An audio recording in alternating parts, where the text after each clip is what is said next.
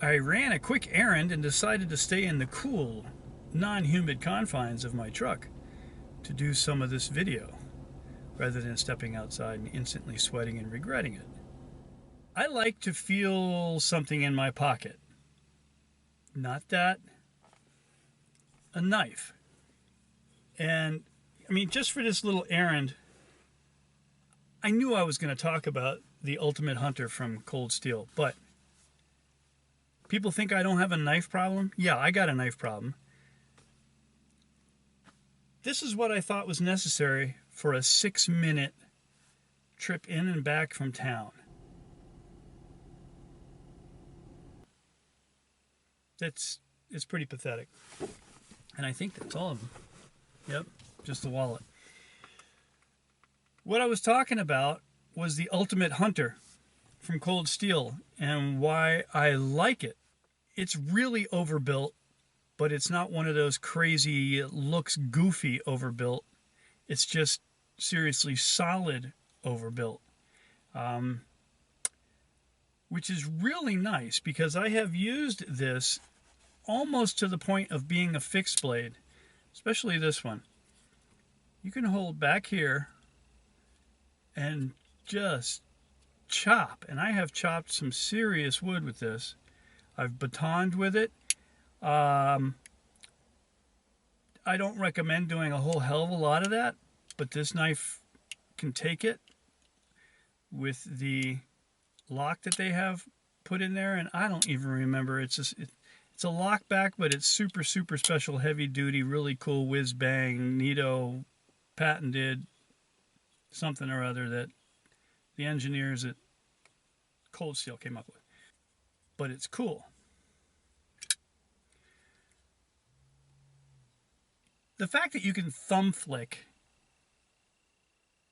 a lockback of this size is pretty darn cool. Now when I'm driving, I'm down here flicking and flicking and flicking. I can't do so much in the house because my wife and my dog think I'm insane, and that sound drives them crazy. But when I'm out and about, I'm opening and closing.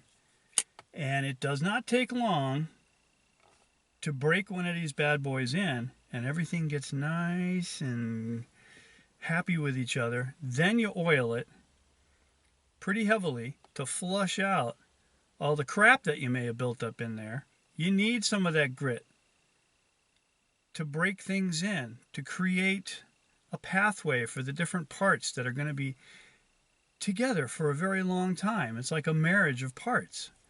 Well, this is a marriage of a pin, a lockback, and a blade. And they kind of have to find a happy spot so that it locks solidly, so that it opens smoothly. And that takes some time, a lot of break-in. And then, like I said, you flush it with a lot of oil. You'll see a bunch of black come out. I've even gone so far as to just put it on a heavy paper towel on top of something plastic, because you're going to use a lot of this.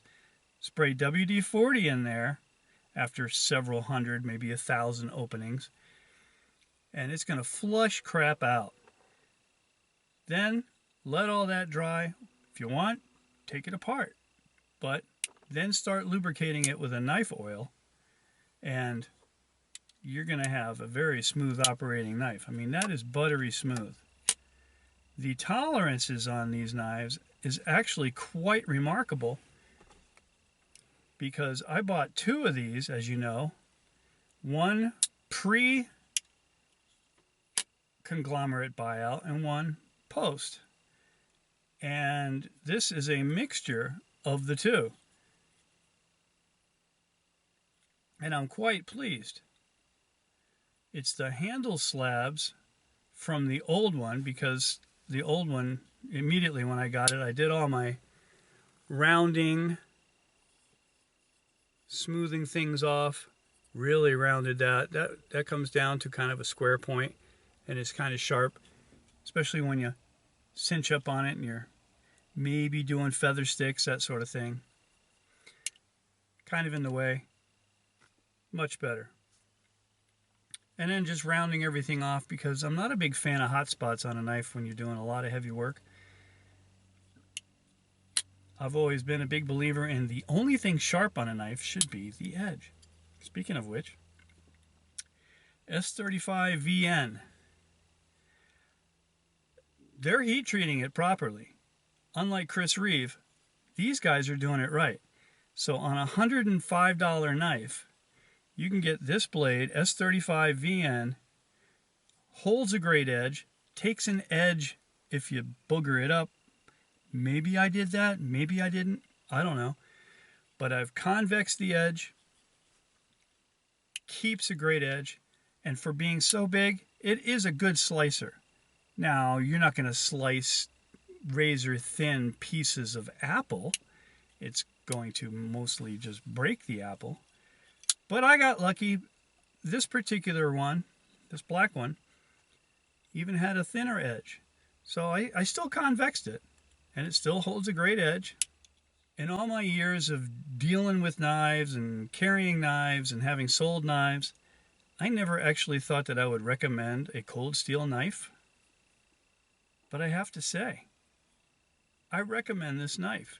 Even though it's owned by a conglomerate now that is not cold steel, these have got to be made in the same plant. It's just new owners. Made in Taiwan, S35VN, that's heat treated wonderfully. It's a beefy knife, but yet you can pocket carry it. It does some delicate tasks, does really heavy tasks. Might not be the one you want to wear to church. You might want to go with something like this instead.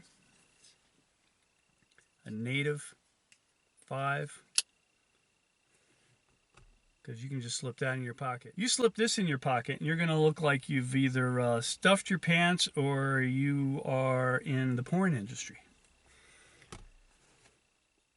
As it stands, awesome knife. Would I like to see some changes? Yes. I made some of those changes myself, but some of the other stuff that I'd like to see happen, there's just no parts for that. There's not an aftermarket parts business for these guys. I'd like to have a black clip, black screws, black hardware, black backspacer, and a black blade would be cool. DLC it. Spyderco does a bang-up job on all of theirs, and I'm sure Cold Steel could pull it off if they wanted to. I think it would fit into their mystique,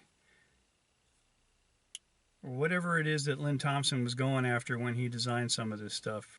You want to get a little amused? Go to the Cold Steel site and look at some of their designs. Some of them are comical, outlandish, goofy. Stuff that you would see at the state fair. I don't know. Just saying. I mean, that's their niche. They can have it. But thank goodness they didn't go over the top, goofy, weird designs with this knife. They're making an absolutely wonderful, traditional, I would call it traditional with improvements, knife. In conclusion, for not a lot of money, and for a knife that has proven itself in the field by a lot of guys, and me, and is still in production, and I would imagine is probably paying some of the bills at Cold Steel, I would recommend getting the Ultimate Hunter by Cold Steel. And don't panic, don't think you're getting a fake one. If you happen to see that logo on a knife, that is the new branding, freshened up logo by the conglomerate that bought Cold Steel. Order yourself one of these and then play with it. Make it your own. I think you'll be really happy with it.